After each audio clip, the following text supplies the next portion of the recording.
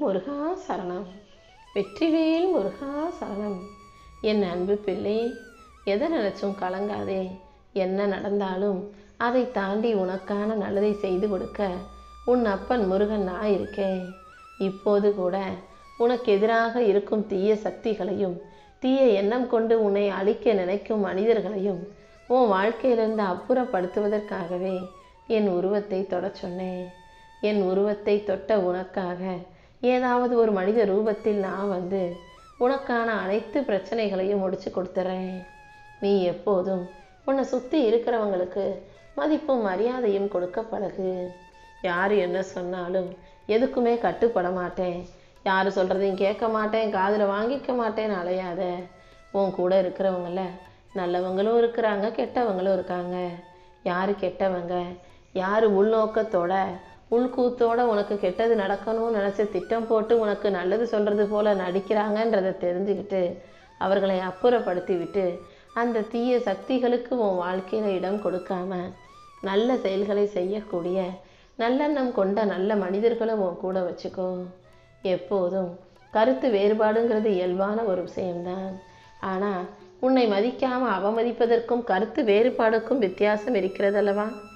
நீ சொல்கிற கருத்து சரியில்லைன்னு சொல்கிறது வேற, நீ சொல்கிற கருத்தை ஏற்றுக்காம உன்னை மட்டம் தட்டி உனக்கு ஒன்றுமே தெரியாதுன்னு உன்னை அவமதிப்பது வேற.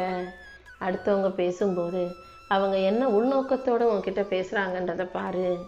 மரியாதை கொடுக்காத, உன்னை அவமதிப்பது போன்ற வார்த்தைகளை பேசும் யாரையும் உன் வாழ்க்கையில் நீ அனுமதிக்க தேவையில்லை என் செல்வமே. சில சமயங்களில் உன்கிட்ட தவறு இருக்கிறது உனக்கு புரியுது, நீ தப்பு செய்கிறங்கிறது உனக்கு புரியுது. நீ தான் அதை சரி செஞ்சுக்கிட்டு உன் தவறை திருத்திக்கிட்டு தூய்மையான நல்ல இதயத்தோட உன் வாழ்க்கையை வாழ தயாராகணும். நீ வளர்த்த குழந்தைகள் நல்ல மனிதர்களாக வளர்ந்திருப்பது தான் உனக்கு உண்மையான மகிழ்ச்சியை தரும். உன்னை நம்பி இருக்கும் உன் பிள்ளைகளுக்கு நீ எதையும் சொல்லி கொடுத்து வளர்க்கணுன்ற அவசியமே இல்லை. இந்த காலத்து தலைமுறை பிள்ளைகள் எல்லாரும் ரொம்ப தெளிவானவங்களா, புத்தி கூர்மை உள்ளவங்களா, பார்க்குற எல்லாத்தையும் உடனே புரிஞ்சுக்கக்கூடியவங்களா, தெரிஞ்சுக்கக்கூடியவங்களா இருக்காங்க. அவங்க கண்ணு முன்னால் நீ சரியாக வாழ்ந்து காட்டினாலே அவர்கள் தானாகவே சரியான தலைமுறையாகவே வாழ்ந்துருவாங்க.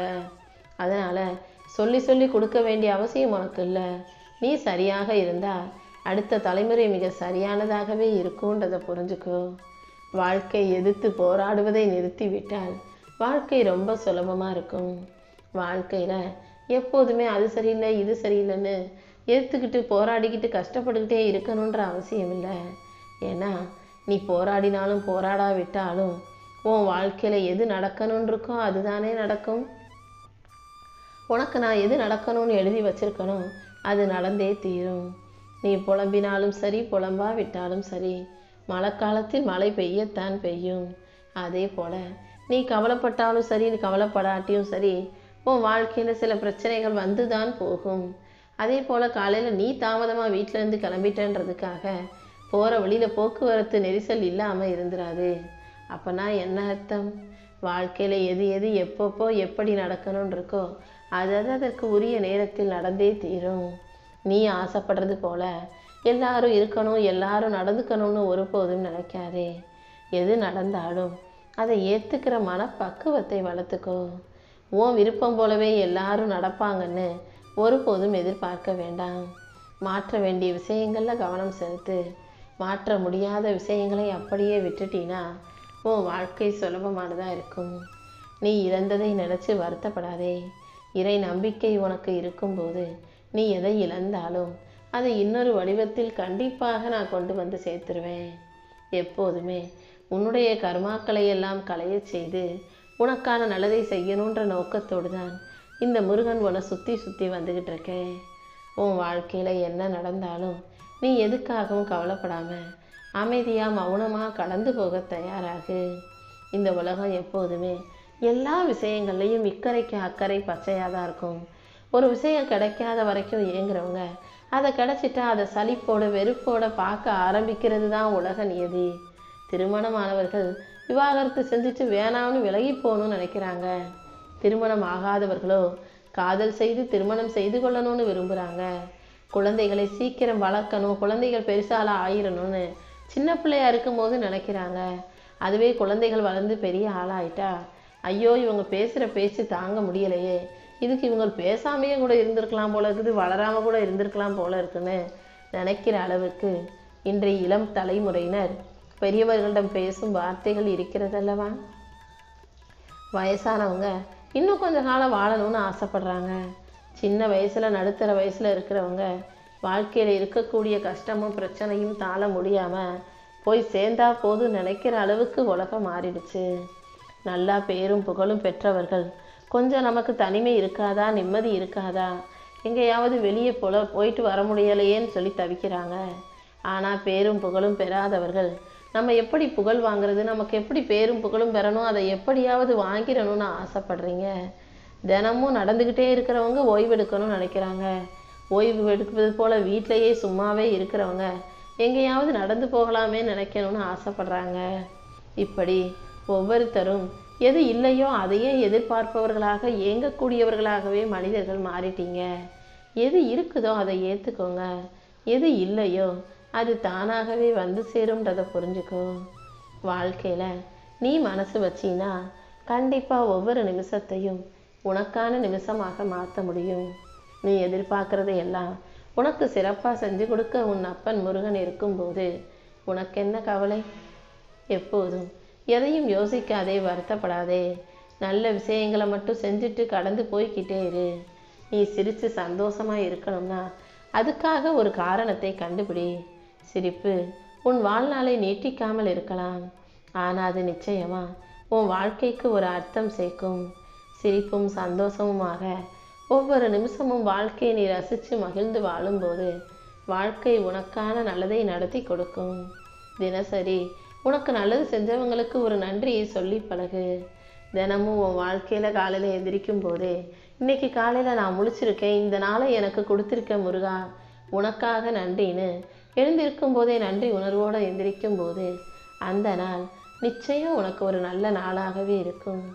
தேவையற்ற விஷயங்களையும் தேவையில்லாமல் அடுத்தவங்க வாழ்க்கையும் உன் வாழ்க்கையோட ஒப்பிட்டு பார்த்து குறை சொல்லும் பழக்கத்தை, உன்னை குறைவாக நினைக்கும் பழக்கத்தை நிறுத்திவிடு. எப்போதும் அமைதியாக இரு. உனக்கான அழகான அனைத்தையும் இந்த முருகன் நான் கொண்டு வந்து உன் கையில் சேர்க்குறேன். எந்த குறையே இருந்தாலும் கூட அதை கண்டுக்காம ஒருத்தட்ட இருக்கக்கூடிய நிறைவான நல்ல விஷயங்களை பார்க்க பழகு. நீ எப்படி வாழணும்னு நினைக்கிறியோ அது நீயாகவே இருக்கணும் என் செல்வமே. அதாவது நீ வாழ ஆசைப்படும் வாழ்க்கையை நீ வாழ்வதாக கற்பனை செஞ்சுக்கிட்டு அதன்படி உன்னுடைய செயல்களை செய்ய பழகு. நீ பெற ஆசைப்படும் அனைத்தையும் கண்டிப்பாக நான் உன் கைகளில் கொண்டு வந்து சேர்க்குறேன். அதே மாதிரி அடுத்தவங்க எப்படி இருக்கணும்னு நினைக்கிறியோ நீயும் அப்படி இருக்க பழகு. அடுத்தவங்க உன்கிட்ட அன்பாக பாசமாக பேசணும்னா நீயும் அவர்களுக்கு அன்பை கொடு. அடுத்தவங்க உன்கிட்ட உண்மையாக இருக்கணும்னு நினச்சின்னா நீ முதல்ல அவர்களுக்கு உண்மையாக இரு. அடுத்தவங்க உனக்கு மரியாதை கொடுக்கணும்னு நினச்சின்னா நீ அவங்களுக்கு மரியாதையை கொடுக்கணும்.